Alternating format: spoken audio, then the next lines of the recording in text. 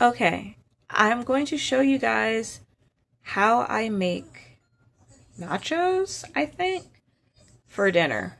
Um, I did make a comment on one of my friends'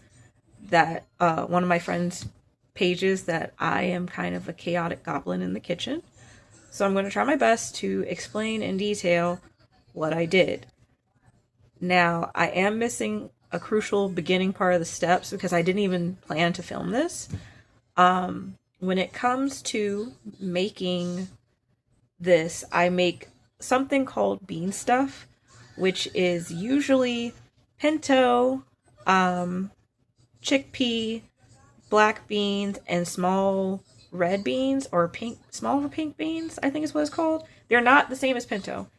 And I mix those together with some sazon seasoning and a little bit of adobo, garlic and onion powder with onions and garlic, and simmer it low with chicken broth. So that is mixed into this, just so y'all know what's going on. Okay, so for my back and my legs, I'm going to remain seated. Um, I've tried this brand before, and it was pretty good. Tried a different one. So we're going to see if it's any good for nachos, which apparently I don't really know what nachos are, according to my husband. So this is a improvise what I think nachos are. I cook with a lot of olive oil. That one just happens to be at Costco and cheap. So that is what I buy. Nothing special about it. Also, fun thing, because I saw a video about it talking about how people say it's a quick and easy recipe and then start chopping onions. I buy frozen ones, which if the skillet is too hot starting out, it will start popping at you. So I have just turned on the skillet, and I'm going to let it heat up slowly so I don't pop it in my face. I have learned it is not fun. Then I'm going to saute this until it's cooked a little bit, because it's cooking from frozen to, I don't even know what to call it, but yeah, we're cooking it to al dente. I think that's only for noodles. I don't know. You cook it for a little bit till it's not frozen anymore. So that's what I'm gonna do. 1 second. So usually when I saute these, I keep them at medium heat, so that it cooks evenly. And since I have child in room, this is not going to be one of those very peaceful cooking videos. This is also why I am chaotic when I film myself cooking, or just cooking in general. Since I know I'm filming, and I know my kid will intentionally get louder because he knows I'm filming, I have booted him out of the kitchen vicinity. I don't think he knows I'm filming. I think he thinks I'm doing something, so he's just trying to be involved in some way, shape, or form. But yeah, so we have onions. Now, the onions are kind of cooking.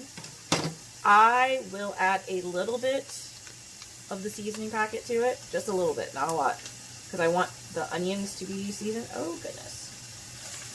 Now, the reason I use chicken is because my stomach does not agree with beef very well. And as a result, oh my gosh, this doesn't want to open. As a result, I use a lot more chicken just to have things that my stomach will handle well. So we just put a little bit in there, and I put it on the onion so that the onions have the flavor profile.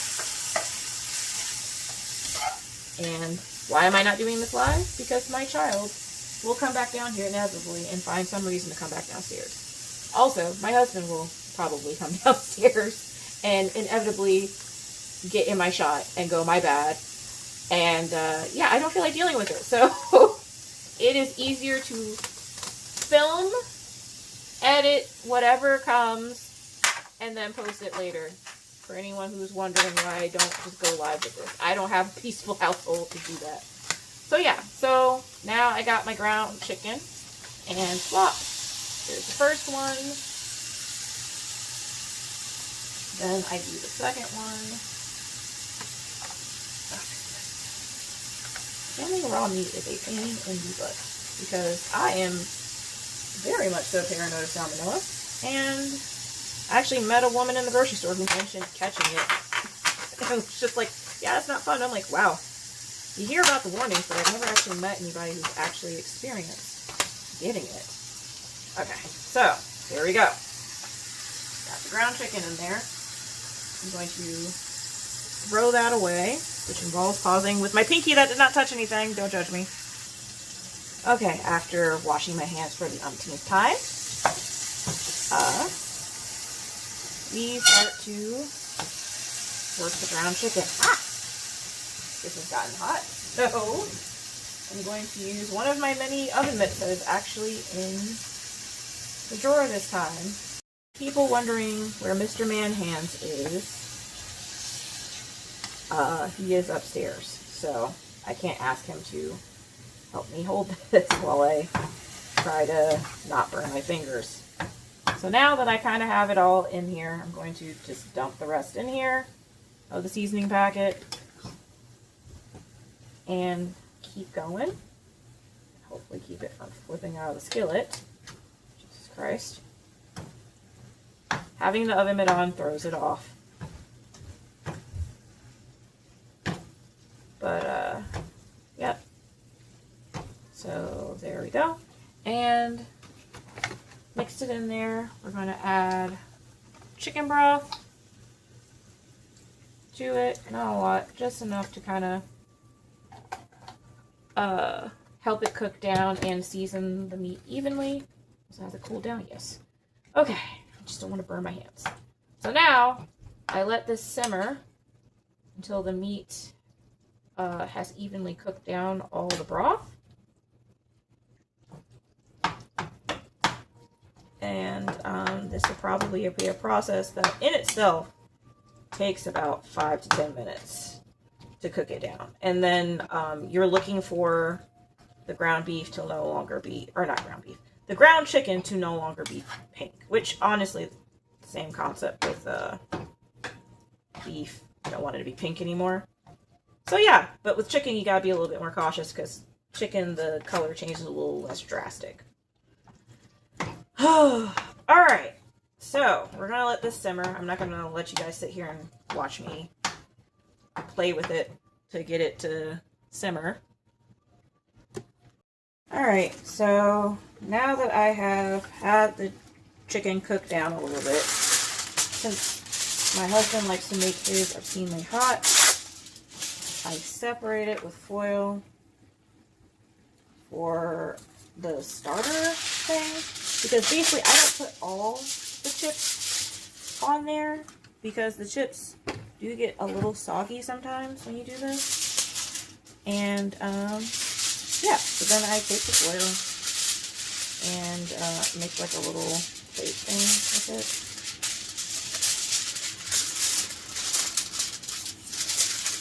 And the oven is currently getting up to 350. So for anybody who's watching this, I hope this is helpful. Like, this is how I fold it. And then I fold the corners down. And I do it on this side too. Fold it down. And I do this. That. And then it kind of lifts up. I think I'm using origami skills, to be honest, but it ripped a little bit. So then you do this, and it makes a little plate, and I take chips. I have two different types. I'm trying blue chips and normal simple corn chips, I think it's called, by Mission. I don't know if I'm pronouncing it right, to be honest. I think it's Mission, but who knows? I have no idea. But yeah, I buy different chips every time. I have swapped out, depending on pricing, what chips I use. So then I do that. Okay, we both have our own spot. And if you're wondering what about my kid won't eat this. This is strictly for me. My child will eat salad and mac and cheese because he does not like foods touching. So, okay. I'm gonna take some of the blue chips that I totally have not been munching on today. Totally. Put them down like that. Gonna put a little bit on this one too. Try to flip the bottom a little bit. Okay. Then put there. And we're gonna do the other ones.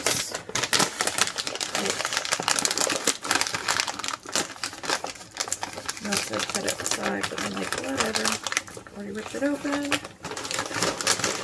Going to mix these up because these were the cheapest ones at the store for today. Oops, and drop them on the ground. Keep that up in a second. And if you're wondering, no, my dog is not allowed in my kitchen, and he knows he's not allowed. So he is currently lurking and watching me from the kitchen threshold. Because we don't play that in this house. Alright. So, that's good. More, like, a lot. So then, I do that. And how I stack it, or put it together, I'm going to turn the meat off because it is done. Take the meat. Try to put it on top of the chips, not on the side of the chips. And kind of throw it in there. Okay. And for warming up later, because this is something I can do for a couple days, I do not mix it all together because the spices kind of get weird when you do that. So this is my bean stuff. This is Nessie, my Loch Ness Monster ladle. I accidentally overcooked the beans, so hopefully they're okay. So we're going to do that. And beans. So if you can look at it, is small pink beans, black beans, and chickpeas this time around. And it looked like they were cooked okay. These are pretty hearty. I think I just left them cooking for too long while chatting, but overall they look okay. Alright, so I put that on there. Same thing on both ones. Then I do Freedom's Choice. 4 cheese Mexican. I don't know why it's worded that way, but whatever. It's fine cut. Oven's at 350. And we're going to drown this in cheese. And my hands are clean. BT dubs for anyone wondering. I am pretty neurotic about washing my hands to the point that they get very dry. Okay. So, I'm going to put a little bit more cheese on this one. And then I put it in the oven at 350 for about 5 minutes. And then pull it right back out. And then boom. I'll show you guys the finished product. Okay. Timer went off. And here we go.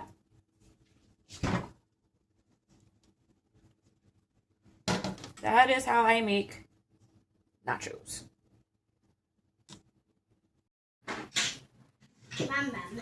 Bonjour.